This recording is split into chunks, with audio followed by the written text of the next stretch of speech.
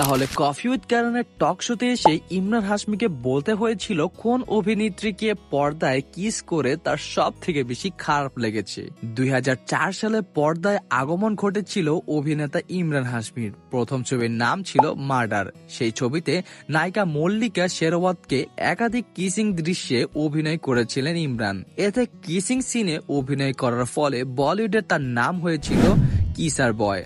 তারপর থেকে লাগাতার ভাবে এমন সব চরিত্রের অফার আসে ইমরানের কাছে যেখানে তার কিসিং সিন থাকবেই। কফি উইথ কারণ টক শোতে এসে ইমরান হাশমিকে বলতে বলা হয়েছিল কোন অভিনেত্রীকে পর্দায় কিস করে তার সব থেকে বেশি খারাপ লেগেছে। তখন একটুও না ভেবেই ইমরান নাম করেছিলেন তার প্রথম ছবির নায়িকা মল্লিকা শেরওয়াতেরই। তিনি বলেছিলেন এতজন অভিনেত্রীকে পর্দায় কিস করার মধ্যে তার সব থেকে বেশি খারাপ লেগেছিল মল্লিকা শেরওয়াতের সঙ্গে কিসিং সিনে। এরপর ইমরান আরো বলেছিলেন মার্ডার ছবিতে জ্যাকলিন ফার্নান্দেজের সঙ্গে তার কিসিং সিন সবচেয়ে বেশি ভালো লেগেছিল। শোনা যায় মার্ডার ছবির শুটিং এর সময় ইমরানের সাথে ঝগড়া হয় মল্লিকার।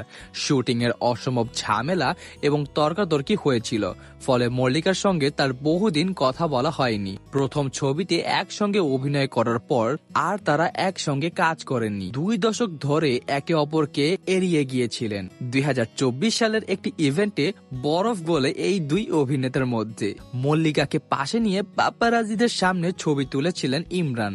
তাদের অনেকক্ষণ একসঙ্গে গল্প করতেও দেখা গিয়েছিল তখন।